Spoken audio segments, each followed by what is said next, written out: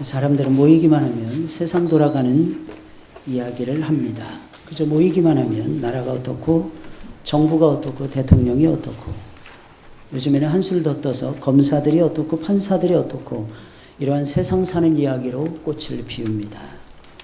그렇게 한참 이야기를 나누다 보면 맨 나중에는 반드시 이르는 결론이 있는데 먹고 사는 것이 힘들고 어렵다는 것입니다. 그런데 우리가 알아야 되는 것이 있는데 그런 염려는 항상 있어 왔다는 것입니다.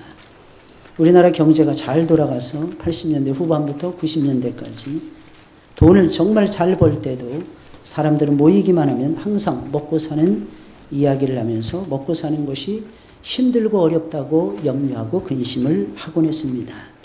사람들은 모이기만 하면 그저 습관처럼 아니 안 하면 오히려 이상한 것처럼 세상 살기가 너무 어렵고 먹고 사는 문제 역시 정말 고달프고 염려가 되고 힘들다는 근심을 했던 것입니다. 물론 가정의 주부가 오늘 저녁은 뭘 먹지 하고 고민하는 것은 당연한 것입니다.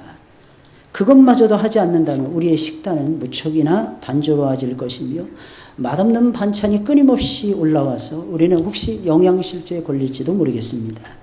주부가 뭘 마실까, 뭘 입을까, 뭘 먹을까 고민하는 것은 가정주부라면 지극히 당연한 고민인 것입니다. 아니 이것은 고민이 아니라 연구라고 말씀드릴 수가 있는 것입니다. 끊임없는 탐구정신이라고 생각이 듭니다. 그런데 문제는 모이기만 하면 습관처럼 먹고 사는 문제를 염려하고 근심해하면서 불안해하고 초조해한다는 것입니다. 심지어는 하나님을 믿는다는 사람들조차도 먹고 사는 문제에 매달려서 귀중한 시간, 예배드리는 시간, 하나님 만나는 시간 이런 시간을 사용하지 못하고 헛되게 그저 하나님이 나에게 주신 그냥 세월, 하나님이 나에게 주신 그 시간 이것을 가리켜서 이 그리스 사람들은 두 가지의 시간적 차원을 이야기를 했는데 첫 번째는 크로노스적 시간이라고 얘기했고 두 번째는 카이로스적 시간이라고 얘기했어요. 의미가 있는 시간은 카이로스적 시간이 되는 것이고 의미가 없이 그냥 흘려보내는 시간, 먹고 마시고 자고 하는 그런 시간은 그 그리스인들은 크로노스적 시간이라고 이야기를 했는데 세월을 아끼라 이것은 크로노스적 시간을 카이로스적 시간이라고 바꾸라는 뜻인 것입니다. 그런데 그냥 그렇게 시간을 낭비하고 있다는 것입니다. 비단 먹고 사는 문제만이 아닙니다. 사람들은 모이기만 하면 여러 가지 내가 맞는 골치 아픈 여러 가지 문제들로 인해서 고민을 합니다. 고민을 하고 고민을 하면서 끝나면 괜찮은데 우울증에 빠져요. 우울증이 영어로 디프레션이라고 표현을 하는데 이 디프레스 된다는 것은 다운된다는 거예요. 마음이 점점 나도 모르는 사이에 다운되는 거예요. 심지어는 살아서 뭐해? 내가 과연 하나님의 종이 맞아? 이런 정체성의 혼란까지도 이루어지게 되는 것입니다. 심지어는 비탄에 빠지고야 만다는 것입니다. 분명히 우리 주님은 말씀하셨어요. 내가 온 것은 양들로 생명을 얻게 하고 더 풍성히 얻게 하려 함이라. 우리 주님의 말씀입니다. 우리에게 우리 주님이 주시는 것은 영원한 생명이에요. 죽지 않는 생명이에요. 그래서 저와 여러분들이 살아서 예수님을 믿으면 영원히 죽지 않습니다. 이유가 무엇입니까? 예수님 부활이요. 생명이시기 때문이라는 거예요. 감사하게도 오늘 찬양대 보니까 많은 분들이 한 분도 빠지지 않고 전부 다 와서 앉아 있어요. 딱 한 분이 빠져 있더라고요. 왜 이렇게 썰렁하고 싸하지? 찬양대를 보면서. 딱 한 분이, 우리 대장님이 지금 현재 병원에 입원해 있습니다. 10일 전에 교통사고를 당했어요. 고속도로를 달리는데 뒤에서 11톤 덤프트럭이 와서 받아버렸어요. 너무 감사한 건 지난주에 멀쩡한 거 보니까 멀쩡합니다. 할렐루야. 너무 감사하죠. 근데 입원하지 않으시고 우리 대장님께서 지난주에 봉사하시고 그리고 월요일날 입원하셨어요. 여러분 기억하셔야 됩니다. 우리는 사명을 중심으로 살아가는 하나님의 사람들이 돼야 돼요. 우리 대장님이 안 계시니까 찬양대가 썰렁해진 거 같지 않습니까? 그죠? 뭐 자세히 안 보시면 뭐 잘 모르겠지만 오늘 많이 앉았네 이렇게 생각하시고 여러분들 쳐다보지 마시고 어떤 분은 그렇게 얘기를 하더라고요. 누구 얘기하니까 우리 교회 나온 지 얼마 안 되는 분이었어요. 아, 첫 번째에서 끝에서 두 번째 앉으시는 분이요? 딱 그러시더라고요. 여기 앉아 계시면 우리 성도들이 다 아십니다. 아, 참 신기하더라고요. 누구 얘기가, 아, 두 번째 줄, 세 번째, 끝에서 세 번째 늘 서시는 분이요. 위치가 변경되지 않죠. 그죠? 거의. 늘 똑같지 않습니까? 저 뒤에 앉으시는 분이요. 아, 정확하게 알더라고요. 그건 무엇입니까? 사랑과 관심인 것입니다. 너무 감사하지 않습니까? 차는 300만 원 이상의 견적이 나와가지고 거의 폐차 직전인데 하나님께서 지켜주시는 거예요. 어디를 가든지 성도는 하나님이 지켜주십니다. 나는 너를 지키는 여호와니라. 여러분 믿으시기를 주의 이름으로 축원을 드립니다. 어떠한 경우에도 하나님께서는 저와 여러분들을 지키십니다. 이 무더위 속에서 좀 힘드시죠? 고달프시죠? 지난 한 주간 동안 저 정지선 문제로 경찰서, 뭐 구청, 뭐 시의원, 뭐 이런 사람들 이래저래 그냥 만나고 신경 쓰이라고 한 주간 휴가를 저는 어떻게 보냈는지 기억도 나지 않아요. 그런데 하나님께서는 지켜주시고 우리와 함께 해주신다고 하는 사실입니다. 내가 온 것은 양들로 생명을 얻게 하고 더 풍성히 얻게 하려 함입니다. 하나님은 우리에게 풍요로운 삶을 예비해 놓고 계십니다. 그러니 사랑하는 여러분들 근심하지 마세요. 걱정하지 마세요. 더워 죽겠네 이러지 마시고 아 더우면 과일이 잘 익겠구나 이렇게 생각하셔야 돼요. 비가 막 쏟아집니다. 아 하나님께서 우리의 삶을 풍요롭게 하기 위해서 산천초목이 비를 맞아야 제대로 클 거 아니겠습니까? 하나님 만물을 소생시키기 위해서 지금 현재 비님을 우리에게 보내주시는구나. 또 비님이냐라니까 뭐 누구죠? 유명한 비. 그 사람은 생각하지 마시고 여러분. 비라는 우리 조상들은 그렇게 생각했어요. 하늘에서 눈이 내리면 눈님이 오신다 그랬고 하늘에서 비가 오면 비님이 오신다 그랬고 늘 그랬어요. 그 오신다는 표현을 그렇게 쓴 거예요. 무슨 뜻이겠습니까? 우리 조상들이 지혜롭고 겸손했다는 뜻이에요. 겸손. 사실 먹고 사는 문제처럼 힘들고 어려운 문제는 없습니다.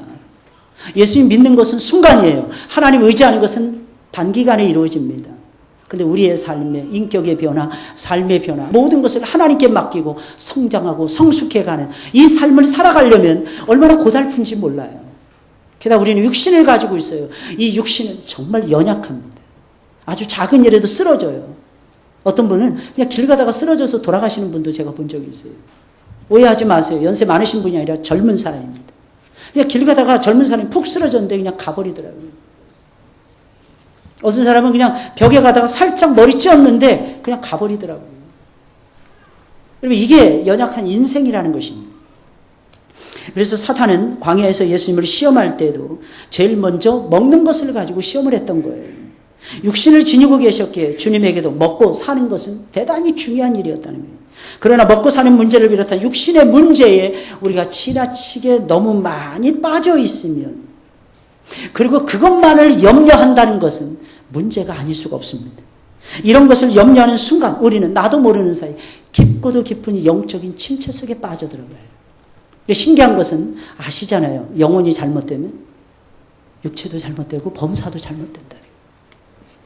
좀 어떤 때는 육체가 힘들 때가 있어요. 여러분 아플 때도 있고요. 상할 때도 있고요. 어려운 문제에 봉착해서 어떻게 해야 될지 모를 때도 있어요. 그러나 바로 그 순간에도 기억하셔야 돼요. 내 영혼이 살아있고 내 영혼이 기뻐하고 있고 내 영혼이 주 안에 머물러 있고 내 영혼이 말씀을 기뻐하고 있고 말씀대로 순종하기를 애를 쓰잖아요. 놀라운 사실은 그 육신의 문제, 삶의 문제, 여러분 그 어떤 어려운 문제에 직면해 있다 할지라도 하나님께서는 그 문제를 반드시 해결해 주시고야 만다는 겁니다. 그래서 주님은 본문을 통해서 염려라는 단어를 제일 많이 사용을 하시면서 무엇을 먹을까, 무엇을 마실까, 무엇을 입을까 염려하지 말라라고 말씀하고 계세요. 25절에 있는 말씀 우리 다 같이 한번 읽어볼까요? 시작.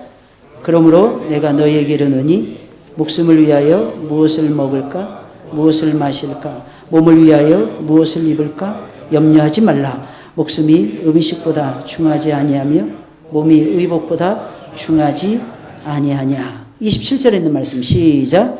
너희 중에 31절 32절 시작.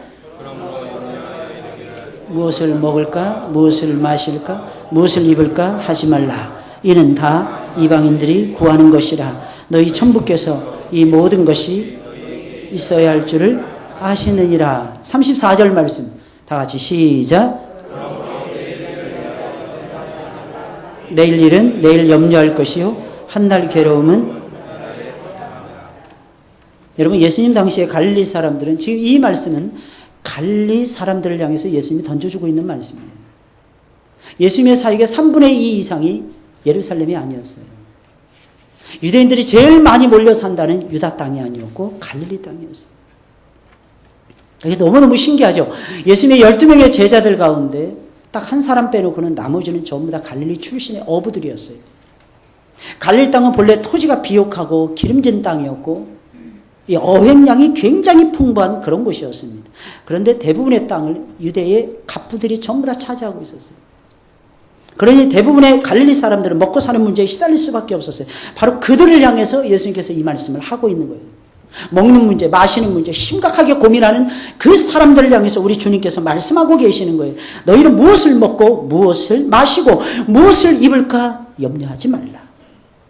사실 먹을 것이 떨어지면 무엇을 먹을까 염려할 수밖에 없잖아요. 먹을 것이 없는데 어찌 염려하지 않을 수가 있겠어요. 어디를 가야 하는데 입을 옷이 없으면 무엇을 입고 갈까 고민할 수밖에 없는 거예요.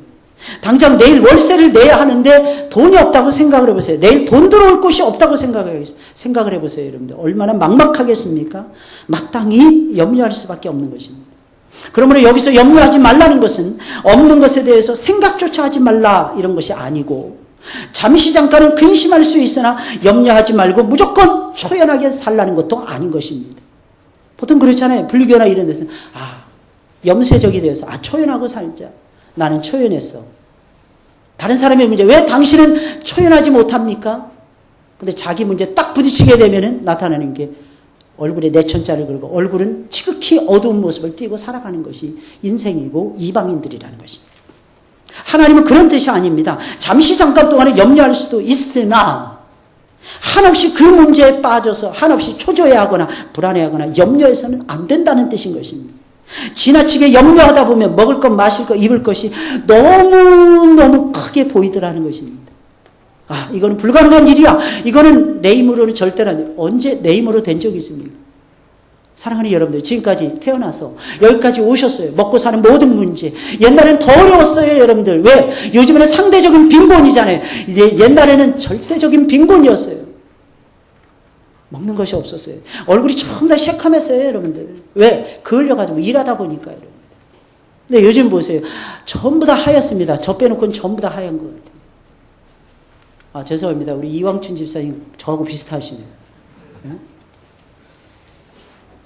전부 다 하얗어요. 무슨 뜻이겠습니까?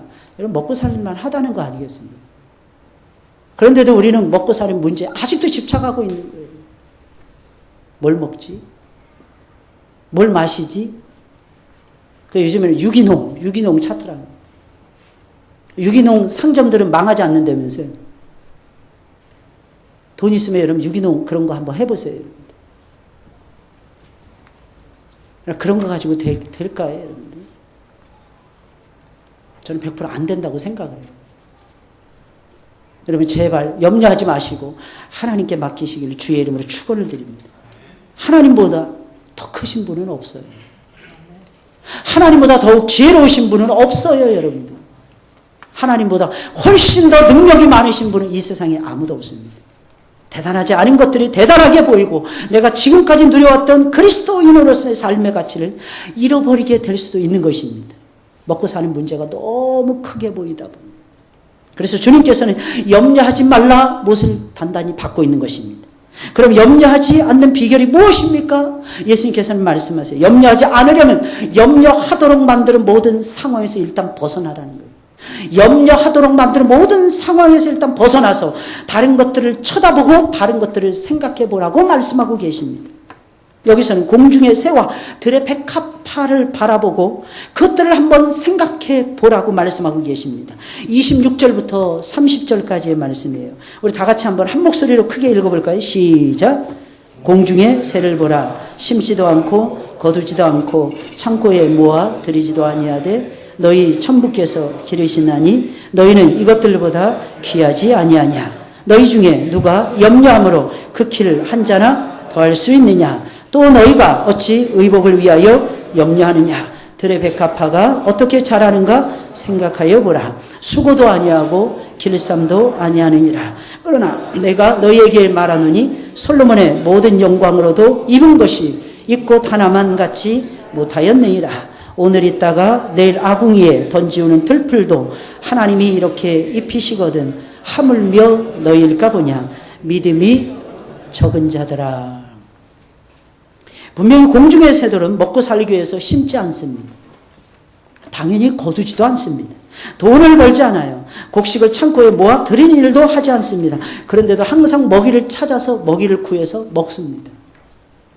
그리고 성장을 하고 알을 낳습니다. 우리나 뭐 군사 분계선이 있고요. 뭐 DMZ신이 뭐니 이런 것이 있지, 여러분. 남한이 어떻고 북한이 어떻고 이런 것이 있지. 새들은 그런 것이 없어요. 남한에 가고 싶으면 남한으로 날아다니고 북한에 가고 싶으면 북한으로 날아갑니다. 자유롭게 날아서 돌아다니면서 잘 먹고 잘 살고 있습니다. 들의 백합화 역시 마찬가지예요. 아름다운 꽃을 피우기 위해서 고민하지 않았는데 언제나 예쁘고 아름다운 꽃을 피웁니다. 게다가 잎사귀가 항상 푸르름을 자랑하고 있습니다. 그래서 예수님 말씀하시는 거예요. 공중의 새를 보라는 거예요. 너희의 문제에만 집착하지 말고 거기서 좀 벗어나 보라. 내가 이 문제를 내가 안고 있는데 이 문제 하나님 해결해 주세요. 이 문제 해결해 주지 않으면 아무것도 안 하겠습니다. 그러지 말라는 뜻이에요. 그 문제에서 한번 벗어나 보라는 것입니다. 발을 한번 빼보라는 거예요. 그리고 공중의 새들을 보라는 것입니다. 백합화를 보라는 것입니다. 보셔야 되는 거예요. 그래야만이 이 세상이 어떻게 돌아가는지, 이 세상이 어떻게 움직여지는지 저와 여러분들이 깨달을 수가 있다는 것입니다. 심지어 예수님께서는 꽃 하나의 영광이 솔로몬이 누렸던 영광, 솔로몬이 입었던 그 옷보다도 훨씬 더 화려하고 아름답고 더 낫다고 묘사하고 계십니다. 여러분 한번 생각해 보세요. 과연 솔로몬이 입은 옷과 백합화 중에 어느 것이 더 아름다울까요, 여러분? 이런 고민을 하신 적이 있습니까? 한 10년 전이었던 것 같습니다. 어느 집사님이 저한테 목사님 제가 요즘 마태복음을 읽고 있습니다. 역시 의의 왕이신 예수 그리스도의 그 능력이 정말 대단하네요. 제 자신이 죄인임을 마태복음을 읽으면서 많이 깨닫습니다. 내 자신의 모습이 보입니다. 내 삶을 진단하게 하고 내 삶을 조명하게 해줍니다. 마태복음. 근데 읽다 보니까 내가 깨닫지 못하는 말씀이 있는데 도저히 이해가 가지 않습니다. 어떻게 들의 백합화가 누렸던 그 영광이 솔로몬이 입었던 그 옷보다도 더 화려하단 말입니까? 성경은 그렇게 말씀하고 있더라는 거예요. 이게 그냥 비유법입니까, 목사님? 그래서 저한테 질문을 해오시더라고요. 그래서 제가 어떻게 했느냐면 좀 더 고민해 보세요. 제가 지금 당장 가르쳐 드릴 수 있지만 지금 당장 가르쳐 드리면 집사님이 그것을 빨리 잃어버립니다. 조금 더 고민해 보세요. 왜 그런가? 그랬더니 그분이 저한테, 그분은 이공계 출신의 선생님이었어요. 그리고 실제로 학교에서 아이들을 가르치는 선생님이었어요. 저한테 그러더라고요. 목사님 깨달았습니다. 그게 뭔데요? 솔로몬이 입었던 옷이 만약에 현미경 이런 데다가 찍어서 이렇게 보게 되면 그저 줄무늬밖에 없지 않습니까? 위아래로. 근데 제가 많은 것을 연구해보고 실험실에서 보았는데 잎사귀 하나도, 들에 피는 꽃잎 하나도 현미경으로 진단해서 그렇게 예쁘고 아름다울 수가 없습니다. 그 정교한 짜임새에 제가 깜짝 놀랐습니다. 조화로운 무늬에 제가 목사님 깜짝 놀랐습니다. 제가 그랬어요. 맞습니다. 바로 그겁니다. 수많은 신학자들도 그렇게 묘사하고 있더라고요. 우리가 누리는 영광이 솔로몬이 누리는 영광보다 훨씬 더 나아져야 됩니다. 솔로몬은 초림의 예수도 제대로 경험하지 못했어요. 그러나 우리는 재림의 예수, 마라나타 대신 재림의 예수까지도 바라보는 하나님의 사람들이잖아요. 복음이 무엇인지 알잖아요. 유앙겔리온이 무엇인지 알잖아요. 가스펠, 굿뉴스가 무엇인지 알고 있잖아요. 그래서 초점이 예수님이에요. 그 예수님을 사랑하는 것을 알고 있잖아요. 그 예수님을 어떻게 믿는지 알고 있잖아요. 우리의 영혼이, 우리 육체는 날로 세잔해 갈지 몰라도 우리의 영혼만큼은 날로 새로워지고 날로 변화되어 가고 있고 날로 아름다워지고 있잖아요, 여러분들. 아닌지 긴지는 계속해서 말씀을 사랑해 보시고 성령의 역사를 여러분들이 추구해 가시면서 말씀과 성령의 역사 속에 여러분들의 인생을 한번 맡겨보시기 바랍니다. 어떻게 그러면 이럴 수가 있는 것입니까? 여러분, 솔로몬의 입은 옷은 사람이 지은 옷이지만 백합화는 하나님이 만드시고 하나님이 키운 것이기 때문입니다. 우리는 나를 염려에 빠뜨리는 상황에서 잠시 발을 떼야 돼요. 그리고 하나님이 창조하신 세계를 바라볼 줄 알아야 됩니다. 그리고 생각할 줄 알아야 되는 것입니다. 그래야 염려에서 벗어날 수가 있어요. 공중의 새나 들의 꽃은 아무 일도 하지 않습니다. 그저 아침 일찍 일어나서 먹이를 찾아서 움직이는 일을 밖에는 하지 않아요.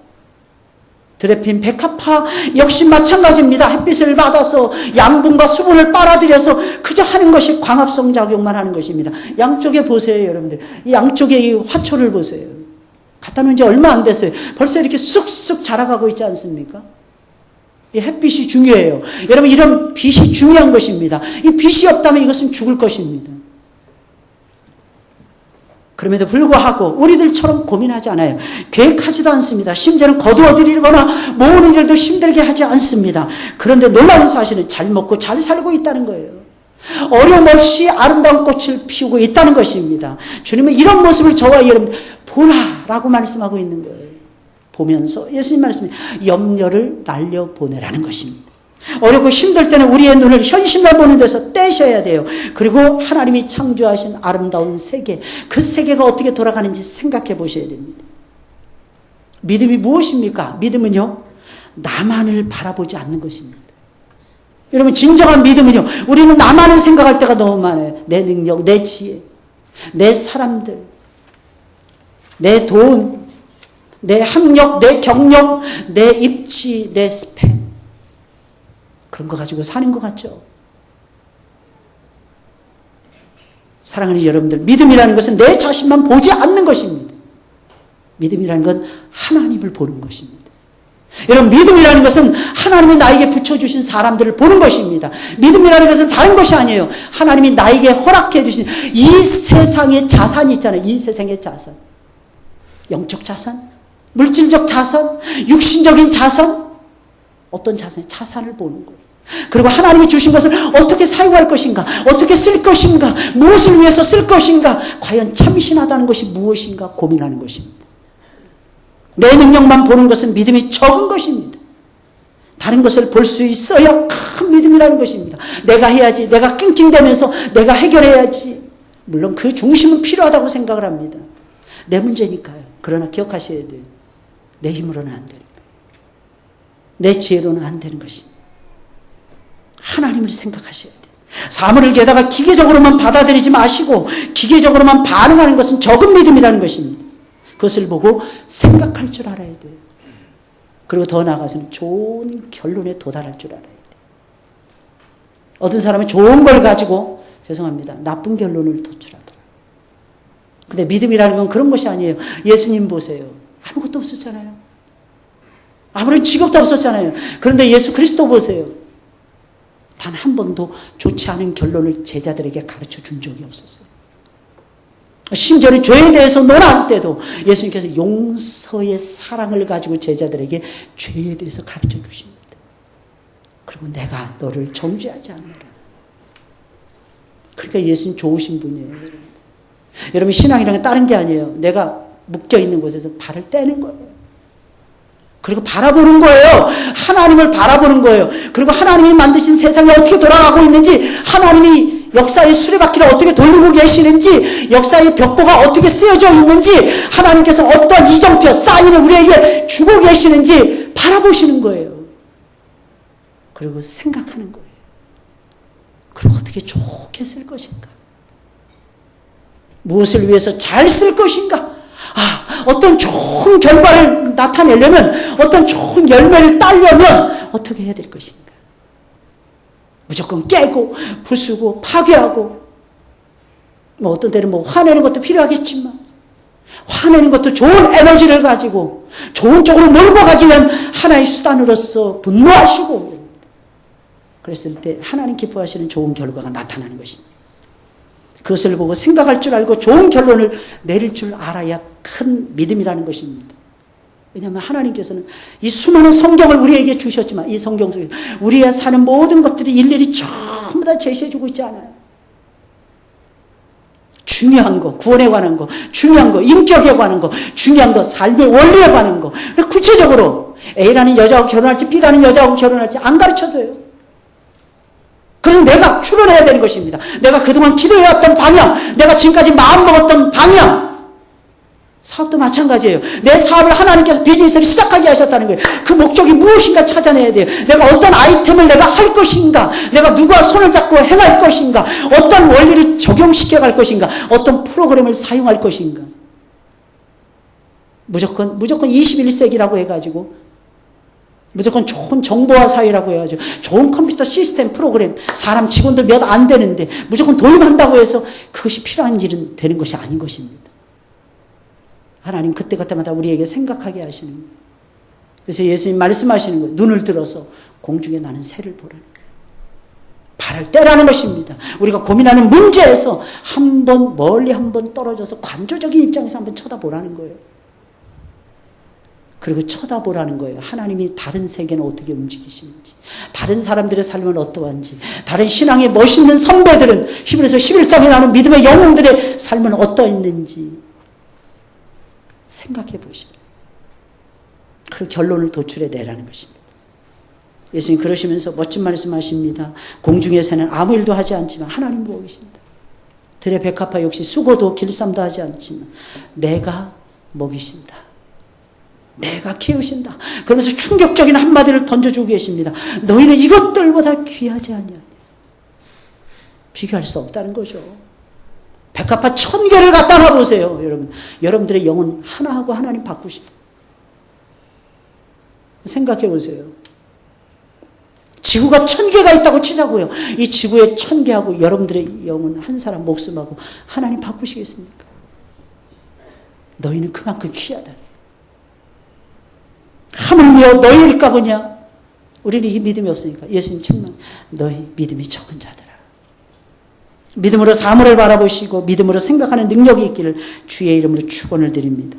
예수님은 항상 사물을 믿음의 눈으로 바라보셨고 깊은 통찰력으로 논리적인 추론을 하시는 분이었어요. 우리도 예수님처럼 믿음으로 사물을 바라보셔야 되고 논리적으로 생각할 줄 알아야 됩니다. 말씀과 믿음은 사용하라고 있는 거예요. 하나님이 나에게 주신 말씀이 있잖아요. 하나님이 나에게 주신 믿음이 있잖아요. 사용하셔야 돼요. 현장 속에서, 삶의 현장 속에서. 예수님 말씀하시는 요지가 무엇이겠습니까? 공중의 새, 들의 백합화, 아무 일도 안 하지만 하나님이 귀하게 여기시고 기르시고 입히시지 않느냐는 거예요. 그런데 날마다 자라기 위해서 생각하고 계획하고 땀 흘려 일하는 우리들에게 하나님께서 먹을 것을 안 주시겠냐는 거예요. 입을 것을 안 주시겠냐는 거예요. 게다가 예수님께서 이렇게까지 말씀하십니다. 이는 다 이방인들의 구하는 것이라 너희 천부께서 이 모든 것이 너희에게 있어야 할 줄을 아시느니라. 하나님 이미 알고 계신다는 뜻이. 하나님은 당신이 만드신 이 세계를 직접 먹이시고 입히십니다. 그런데 하나님의 형상을 따라 지음을 받은 저와 여러분들을 입히지 않고 저와 여러분들을 먹이지 않으시겠습니까? 게다가 하나님은 우리에게 무엇이 있어야 할 것인지 다 알고 계십니다. 그러니 어떤 어려움, 어떤 염려, 어떤 고민이 있어도 항상 하나님 만드신 세계를 바라보시며 하나님이 그 세계를 어떻게 움직이시는지 보시고 생각해 보시기를 예수님의 이름으로 축원을 드립니다. 좀 생각해 보세요. 오직 하나님의 신실하심만을 붙들고 말해요.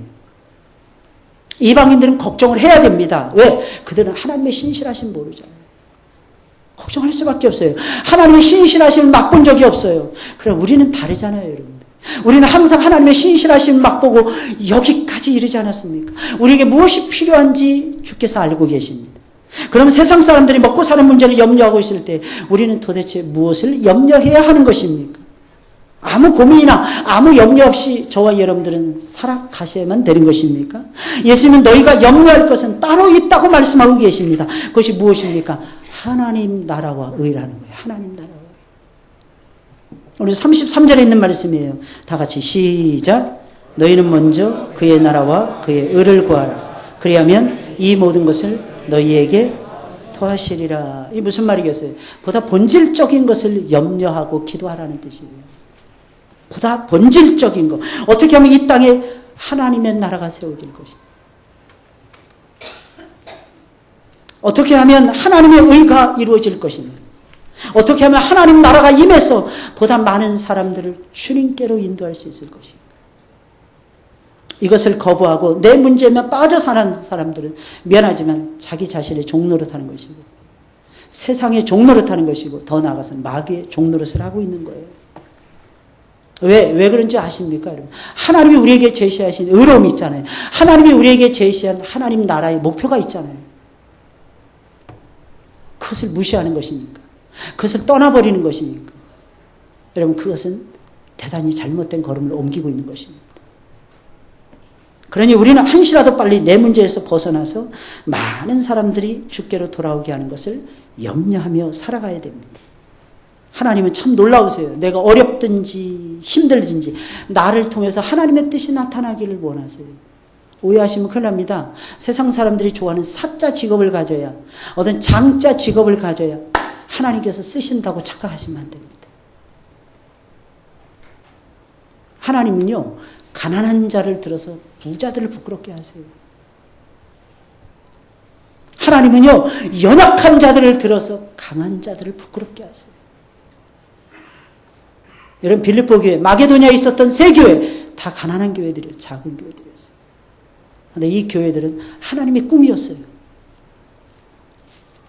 사도의 능력의 결과물이었어요. 정말 기뻐했습니다. 사도는 생각할 때마다 빌립보 교회, 데살로니가 교회, 유명한 데살로니가 교회 그렇게 좋아했어요. 베레아 교회, 이게 마게도냐에 있었던 교회들이었거든요. 이 교회들은 대부분이 가난한 교회들이었어요. 그런데 주의 일에 앞장섰습니다. 하나님은요, 나같이 가난한 사람들 쓰시기를 원하신다는 걸 기억하십니다. 우리나라는 네비우스 선교 정책에 의해서 복음이 들어왔어요. 그 어떤 나라도, 동양의 그 어떤 나라도 한국적 선교의 마인드를 가지고 선교사가 들어온 나라가 없었습니다. 모든 동양의 모든 나라들은 왕들이 다스리는 나라들이었어요. 그래서 왕 하나만 변화시키면 나머지 다 바꿀 수 있다고 믿었어요. 다 실패했습니다. 근데 대한민국은 달랐어요. 밑에서부터 쳐들어오고 자립하는 정신, 스스로 하는 정신. 처음에 선교사님들, 대단한 엘리트들이 왔습니다. 그러나 그들 역시 한국 땅이 더럽다고. 왜냐, 한국 땅 아스팔트 없었잖아요. 포장되어 있는 제대로 된 도로가 없었잖아요. 가마에서 내린 적이 없었다고 합니다. 심지어 10년 가까이, 20년 가까이 어떤 사람들. 그러다가 회개하면서 1905년 원산의 선교사들의 기도 모임 속에서 회개하면서부터 한국의 복음의 역사가, 부흥의 역사가 시작이 되기 시작합니다. 그럼에도 불구하고 한국교회 성도들은요, 우리의 선배들이죠. 120년, 130년 전에 우리의 믿음의 선배들은 내 힘으로 교회를 짓자. 우리 힘으로 교회의 땅을 만들자. 우리가 돈이 없으면 내가 노동을 가지고 내 노동력을 동원해서라도 하나님의 예배당을 짓자. 그리고 우리는 의존하기보다는 선교사들에게 호주나 뉴질랜드나 아니면은 북미나 캐나다나 아메리카나 미국이나 이런 나라에 의존하기보다는 우리의 힘으로 우리의 교회를 이루자. 그 정신으로 교회를 이루기 시작했어요. 그때 우리나라에, 여러분 해방된 다음에 우리나라의 GNP 53달러인가? 전 세계에서 최빈국가였어요. 최빈국가. 그게 대한민국이라는 현주소예요. 아시겠습니까, 여러분? 그런데 그 정신이 중요한 거예요. 하나님이 나를 쓰시는구나. 하나님이 나를 불러주셨구나. 하나님이 나에게 거룩한 직분을 맡겨주셨구나. 그리고 하나님 나라를 위해서 하나님이 나에게 고민하게 하고 염려하게 하고 일하게 하시는구나. 그 자체가 행복이었다는 거예요. 여러분들 믿으시길 주의 이름으로 축원을 드립니다. 어려우면 어려울수록 하나님이 나를 쓰시길 원하세요. 그러면 하나님께서는 우리들에게 있어야 할 것을 주실 것입니다. 무엇을 먹을까, 무엇을 마실까, 무엇을 입을까 염려하지 마시고 하나님께 다 맡기시고 염려는 주님께 날리시고 여러분들이 하실 일 하나님 나라와 의를 구하시길 주의 이름으로 축원을 드립니다. 그게 사는 거예요. 그게 하나님이 나중에 인정해 주는 삶의 모습인 것입니다. 우리 찬송 부르겠습니다. 221장 부르시면서 준비